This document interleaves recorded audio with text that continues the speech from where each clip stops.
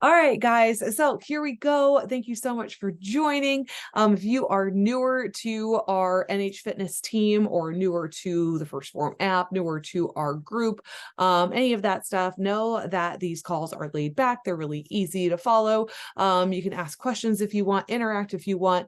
Always reach out with questions afterwards if you wish. But I always go through a number of announcements first and then go through the topic at the end. And you're always welcome to reach out, like I said, with any sort of questions afterwards. So as far as announcements go, the most of the assessments are complete. I think there's one or two left. So if you have not seen yours come through yet, it will come through yet tonight or tomorrow.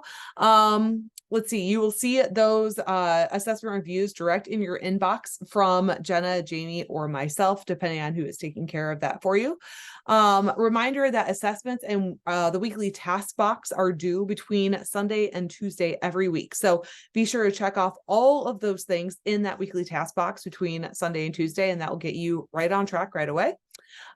Please track and honestly answer things. So it's totally okay. We're not here to judge you. If you had the cookies, track the cookies. If you drank the wine, track the wine. Yeah, like those kinds of things are going to be really, really helpful for us. And we're not going to worry about it as much unless it's becoming an issue with you not being able to stay on track. But if you want to enjoy a couple of things here and there, we're totally okay with that. So please track them. Maybe we can come up with good swaps for you and such as well, and maybe help you figure out how to like work those things into your life a little bit easier. Also, answer as honestly as you can on those assessments. It's always going to be really helpful for us because that is going to let us know, are you actually hungry? Are you not? If you answer that you're not hungry, we're going to think that you're doing great. Meanwhile, you're getting ready to eat your left arm. We need to know that so we can make sure that we make the adjustments appropriate to help you. So just answer honestly, and that will be the best case scenario. The more questions that you do ask, the better that you will do. The more you interact with us, the better that you will do through this whole process.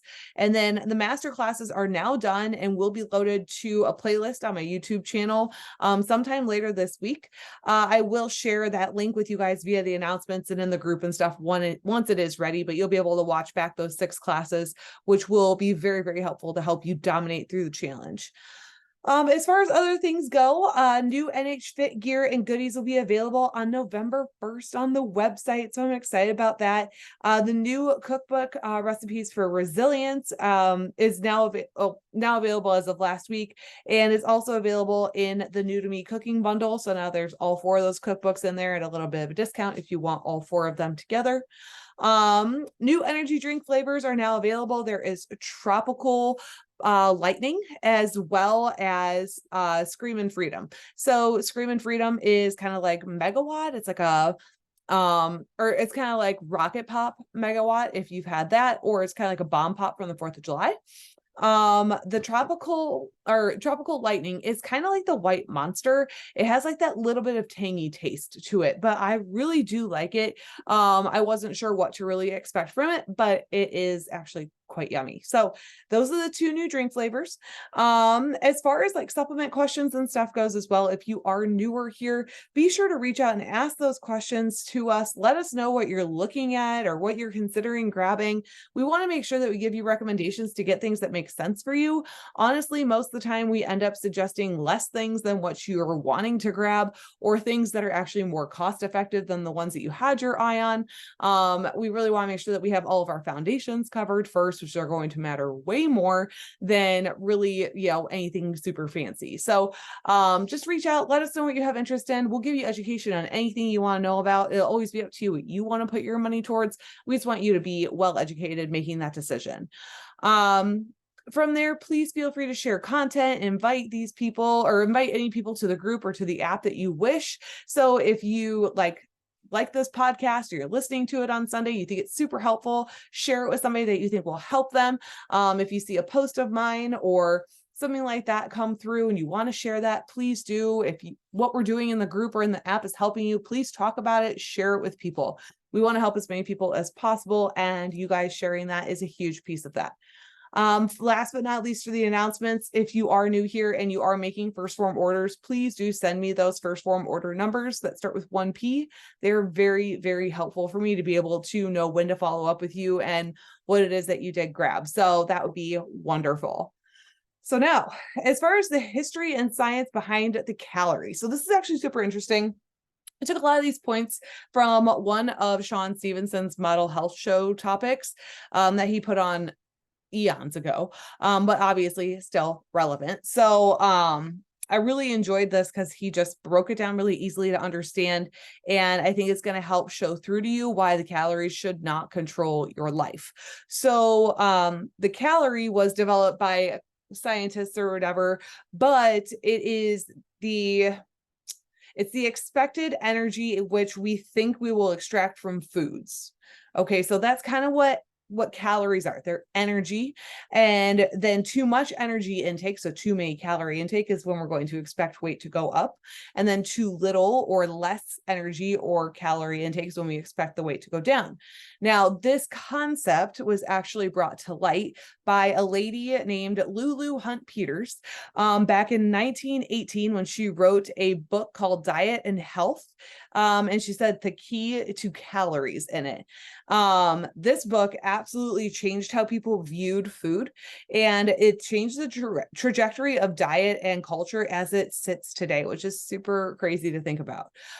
She made the whole 1,200 calorie thing that so many women have lived and died by, or so many people, I should say. She made that 1,200 calorie a day claim. So many still confuse that as a fact today because it was drilled into so many people's heads for so long with that fact. And she would say, like, no matter, what you're having, as long as your day adds up to 1,200 calories or less, if you are my height or shorter, you should maintain your weight at that point, which, as we know at this point, is not true, but we're going to go over why that is the case.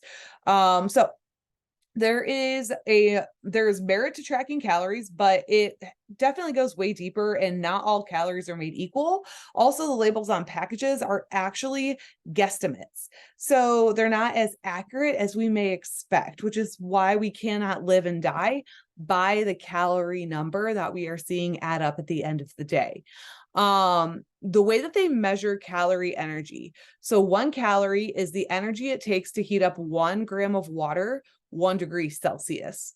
So how they measured this and how they came up with these estimates is science used what they called a calorimeter to measure the energy in foods by placing them into sealed containers, and then they would submerge it in water, and then they would burn the food with electrical energy until the food broke down, and then they would measure the temperature of the water afterwards to determine the calories in those foods. Super interesting stuff, right? But the food burned inside a human body is much different than how it is burned in a lab. So doesn't really take into account fiber or anything like that in the foods that we're eating. So the Atwater system is the current system for how we measure calories. However, the only numbers that seem to matter with the food labels is in the system are the protein, carbs, and fats. They do not care about the fact that when you take in certain types of whole foods, that they digest much differently inside your body, and therefore the calories that you're actually extracting or burning in order to extract them is much, much different. So they are all pure estimates that have many, many people that have lived and died by these calorie numbers to try and lose weight. Meanwhile, all the numbers on the back of these labels that we're looking at are pure guesses and averages. So while they do help and they do have some merit, they are not something that we should absolutely make or break our day by hitting them. So most calorie counts are inaccurate because they are based on a system of those averages, and that ignores the complexity of human digestion. So understand that it takes calories to break down foods. So you're going to burn calories in order to break down the foods in order to extract the calories and energy from them. Right? So when we eat foods, the digestion piece burns calories in order to use the foods. Really interesting things to keep in mind. So this is why less processed foods are so important to be consuming.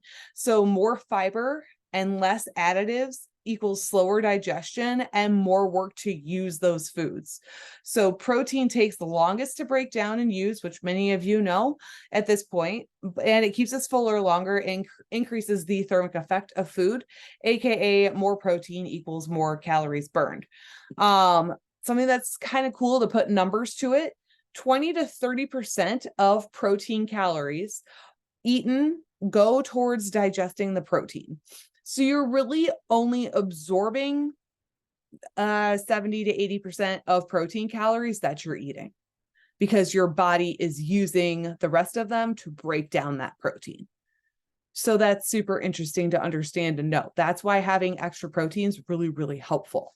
5 to 10% is going to go for carbs, and then 0 to 3% is going to go to fats. So your body's pretty darn good at breaking down fats, but less efficient at breaking down complex carbs. Simple carbs, big difference.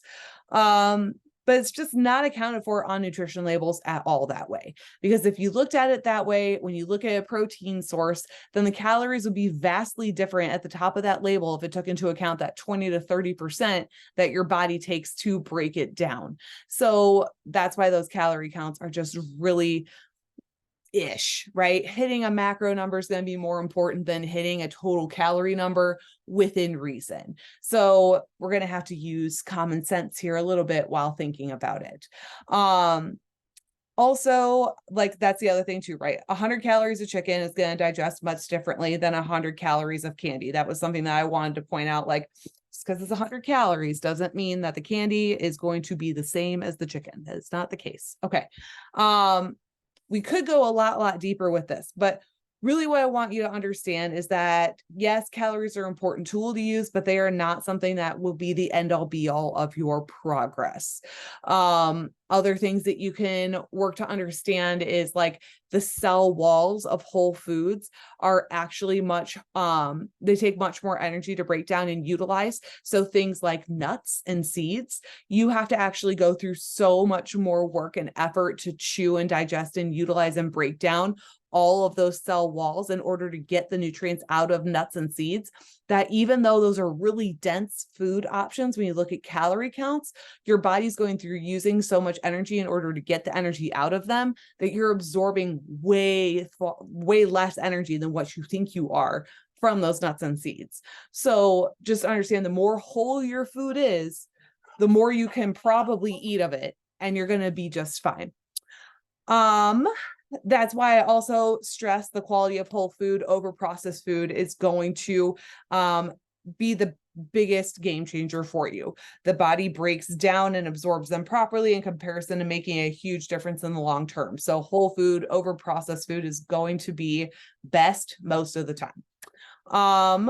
Going over your calorie goal will inevitably happen. Trying to make it happen with quality options instead of treats being the only thing, that would be great. You can obviously sprinkle those treats in, but try to have the majority of your foods be quality whole foods. So it was kind of a quick call, but really packed full of information. So I know there's not very many people on here, but do you guys have any questions in reference to any of this that I can help with so far? Everybody's good. No, that's awesome, you guys. Thank you so much for being here. I know it was an awkward last minute change, so I appreciate you all. I will get this all saved up, and I hope you guys have a great one. If you need anything, let me know. I'll talk to you guys later. Bye, everybody.